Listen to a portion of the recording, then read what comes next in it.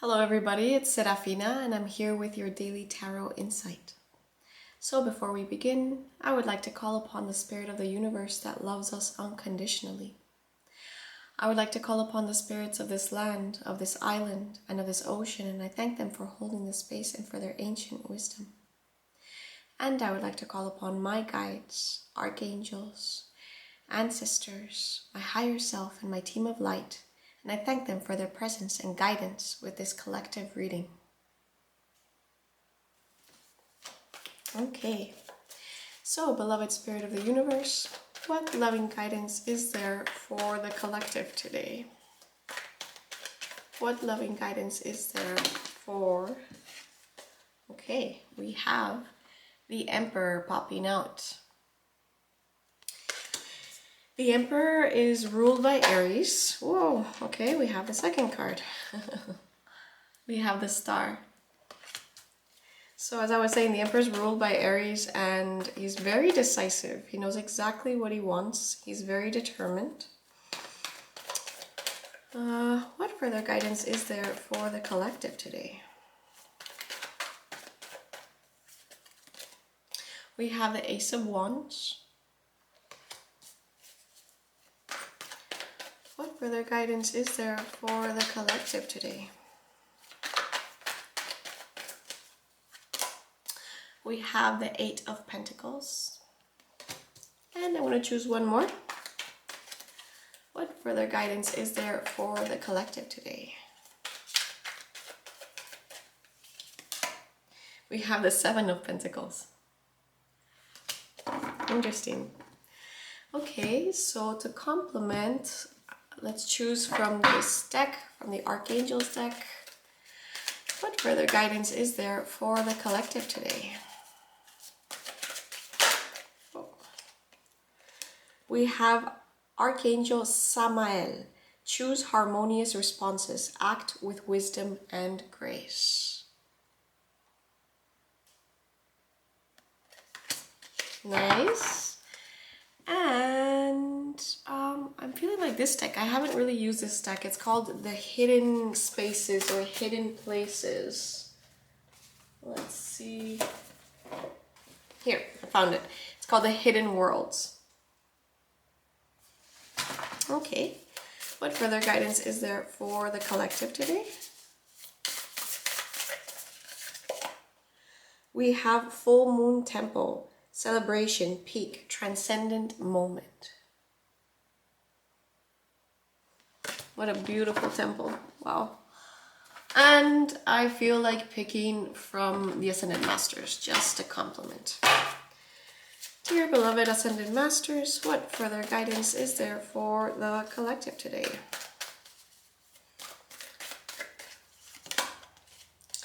We have the Holy Spirit, expect miracles. Remember that only love is real. Miracles will occur naturally. Spirit has your back.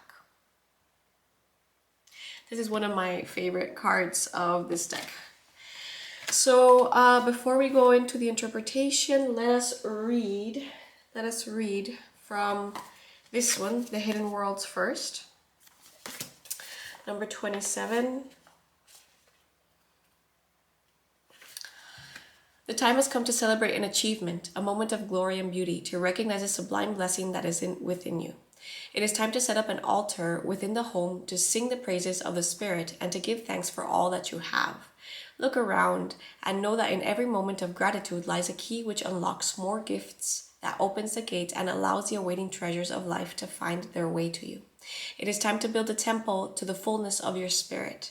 Just as the moon is full and this temple has been created to expand her energy and amplify it, so too when you build an altar or create a space within your life for gratitude, celebration, joy, glad union with others, the beauty of life grows more apparent, seems more present, and can be felt with every light thread that of your feet upon the blessed earth. Put down the work and carve out this time. Commit to celebrating your life and recognizing the milestones of your personal soul quest along the way. Take time to create a sacred space, be it an altar, a room, or a home that is safe and a nurturing space for you. Life must have its moments to delight in. celebrate your life. We of the hidden worlds do, for you are a hopeful and unique creature, and when you remember this, you will feel the tide of pleasure sweep through your life once again, reawakening your joy of your own existence.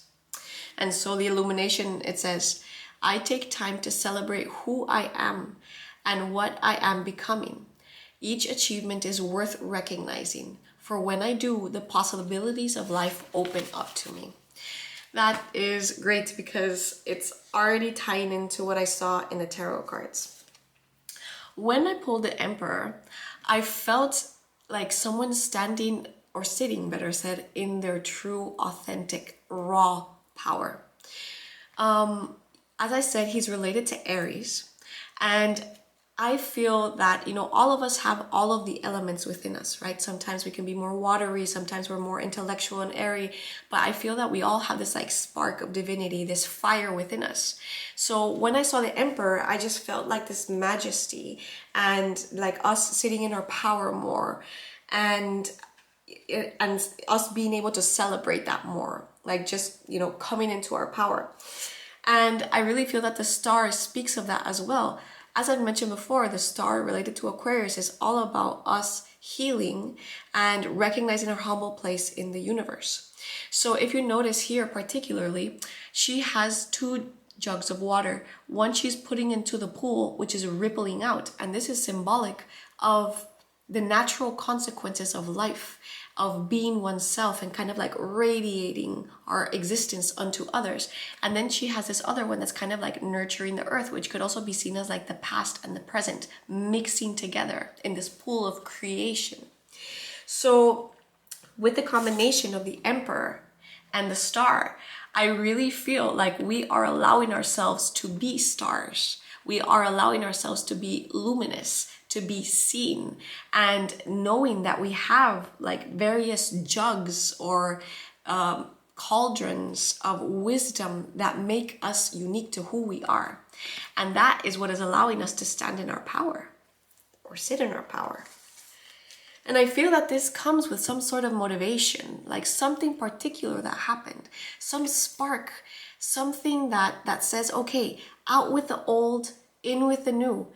We've all have our pasts. We've all been through trials and tribulations. We have morphed. We have burnt like the phoenix. We've become new people. And I feel that this particular card right now, with these oak leaves, which represent wisdom, is saying, here's a new opportunity for you to be something completely new. Like, let's forget about the past and our old associations with our past egos and step into our new selves. Why am I saying that? Because we have the 8 of Pentacles and we have the 7 of Pentacles, which, they come one after the other. The 7 of the Pentacles speaks of a moment where we're taking time to reflect how far we have come in our garden of abundance. And so this is like, this person is basically preparing for harvest. So the harvest is not quite there yet, but it is a time of reflection and looking back and seeing, what tools do I have in my kit? What can I be grateful for, as the card before was saying? And whatever that is, I'm going to nourish that and let it sprout into more existence, into more abundance, instead of focusing on what I'm lacking. And once I'm able to assess what it is that I have, I'm going to move on to the 8 of Pentacles, which says, I am going to, if you see there's a town back here, I am going to even isolate and distance myself for periods of time to be able to focus on my craft, because I already have my craft aligned and I am fine-tuning, I am polishing, and I'm working on things that I know that are good for me or that I'm passionate about. So this card usually comes up and it says, is the juice worth the squeeze, right? Is all this effort that I'm putting into something worth it? And then this card says, yes, it definitely is. And not only that, I'm going to focus on it and continue to work on it until the 9 of Pentacles, which is a woman standing in a garden of abundance and completely sovereign, right? So it's quite a beautiful reading because it's, us standing in our power, allowing ourselves to be luminous with our past and our present, and standing our right place in the universe with this new spark of creation, this new spark of letting the old The past being the past, let's focus on the new. But first, let's assess what it is that's worth the squeeze.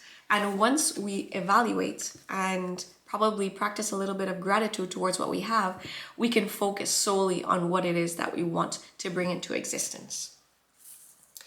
So I want to read from this Archangel Samael: choose the harmonious responses, act with wisdom and grace. So yeah, okay, let me find it.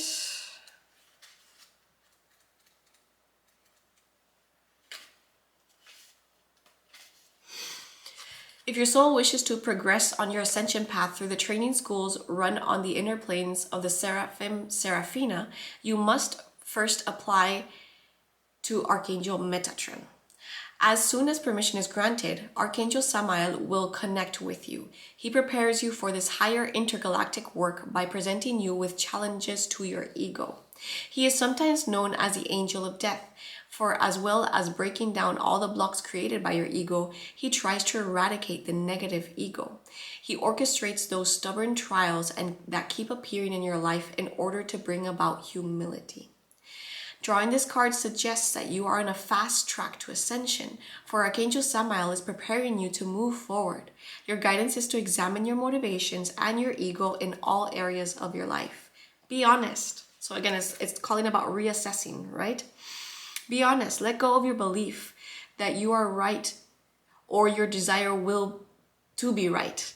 Whenever you have a thought that you are better or more spiritual than another, cancel it. If you think your view is right or the only understanding, let it go. Take particular note of problems that keep coming back, for they contain the most important lessons. So speaking of those repetitive patterns that we keep on coming into. The way to work with Archangel Samael is to recognize that while you're a magnificent spiritual being, you're also a small cog in the vastness of the cosmos. Remember that death to your ego is life to your spirit. Wow, that's strong. It says, remember that death to your ego is life to your spirit. And today I read a very nice quote at a friend's place, and it says, your soul is rooting for you, right? So I feel that this message of Archangel Samael says choose harmonious responses. So whatever it is that we're standing in our power with, right? And it's speaking of the negative sides of the ego, the patterns that keep on coming back, there's information there. And once we go kind of like chipping away at the negative parts of the ego, then our ascension process is a lot faster. And how do we do this? By choosing harmonious responses. And you know, Samael, as I said, is the angel of death. And so allowing some sort of transformational process to happen there. And let's not forget that we got the card of the Holy Spirit. Like this, for me, when I see this card, it's kind of like a breath of fresh air that just comes in to say, not only is everything going to be all right, but allow yourself to dream for the highest possible outcome out there. So all in all, what I feel that the biggest message of this reading is like allowing yourself to be completely like yourself, or extraordinary. Stepping into fuller power of who you are, kind of like the peacock, right? The peacock is absolutely beautiful. It makes really weird noises if you've ever heard a peacock. But you know, once it, you know, puts its thing out, and have you seen them dance? I really suggest that you look up to see how a peacock dances and like is courting its mate. It's absolutely beautiful. So I feel that ultimately that's what's happening here. It's like us celebrating this divine fire that we have within, allowing ourselves to be luminous and humble, right? Humble, allowing our ego to have its natural processes of death so that our soul can shine luminously like the star. By allowing the past to be in the past, the future in the future, reassessing what it is that's truly of value to us and focusing solely on that. There's a time of celebration with this full moon temple, right? There's a time of celebration. I mean, look how beautiful that is, how it's celebrating. And we have the water again, right? And Archangel Samael, you know, asking us to be more conscious with our decisions that we're making so that we're aware of our behavioral patterns and the miracle that's going to come in. So yeah, I'm feeling that this particular reading is going to extend a little bit into the weekend, to be honest. I don't feel that it's just for today. I think that it's just going to extend a little bit out into these next days. And like, don't forget the medicine of the peacock. Like us truly standing in who we are, making weird noises and weird dances, but ultimately having this beautiful array of colors. Okay, so to finish, I feel that I'm going to pick from the Kuan Yin Oracle. I feel that some compassion and some love could be called for right now. Some sweetness. I find Kuan Yin very, very sweet, very delicate. She sits on a lotus flower. She's the mother of compassion. Beloved Kuan Yin, what loving guidance do you have for the collective today? What loving guidance do you have for the collective today? Okay.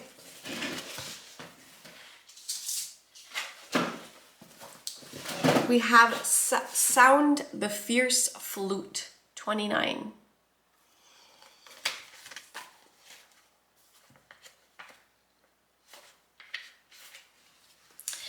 Discernment empowers you to make choices that are aligned with your spiritual intentions. Like a fierce sounding flute cutting through all vibrations with purity and intent, your discernment allows you to stay true to your values and spiritual destiny without getting caught up in distraction. If you wish to grow spiritually through love, joy, peace, and abundance, then discerning between higher and lower vibrational choices is helpful. So again, it's speaking of choices. It's speaking of acting out of wisdom. It is wise to be accepting of all of life and to not judge people or situations as good or bad. Some are more pleasant than others, and yet sometimes a challenge can turn out to bring us great growth and opportunity, which in turn becomes a blessing. However, this does not mean that we are wise to abandon the power of choice. We can use our discernment to be guided on our path to the most joyful, uplifting, and helpful experiences for our soul growth. Discernment is not judgment. It does not render some things better or worse than others. It is the power of selection based on desire or intention. If we intend to grow through joy and adventure rather than fear or suffering, then we can use our discernment to make choices that feel expansive and uplifting rather than constructive or draining. Discernment is necessary in all realms of life, from the physical to the spiritual, from the sort of lifestyle we want to lead to the people we choose to spend time with or the ways that we spend most of our time, even the kinds of spiritual energies we invoke. Discerning choices help us craft our reality. Your discerning powers are growing, and you are capable of greatest discernment when you listen to your heart and you're able to let go of fear and shame, which can cloud your perception. This oracle has come to you because you are in need of seeing a situation in your life from your heart rather than from appearances. Don't be afraid to trust your own vision, beloved. It will help you live your truths and take good care of your own soul. So whatever it is that we're standing in our power about, reassessing, allowing the past to be in the past, moving forward and focusing on something solely, I think that it has to do, as it says, with discernment, with these choices that keep on coming up. So I feel that some of us are going to have to be making some choices soon. And I feel that most of us are going to make the right decision because this card of miracles is here. So, and I really love that they brought up like the concept of the flute, right? Because of vibration, right? And so it's all about being able to assess what resonates with us, right? And the people that we keep around, the company, the things that we read, the things that we watch on social media really do affect our vibration. And that's how we go meeting, kindred spirits, and to be able to discern that, even though it's great to be able to have unconditional love for people and to accept them exactly as they are, it doesn't mean that we have to keep people around, right? That's where discernment enters. And judgment is not always a bad thing if we're using it in a way of discernment instead of just like negatively projecting things onto people. Okay, everybody, I hope that this was useful to you. If you would like to book a reading, please do contact me via message or on my personal website and we can find a time for you. And I hope you all have a great weekend. Bye.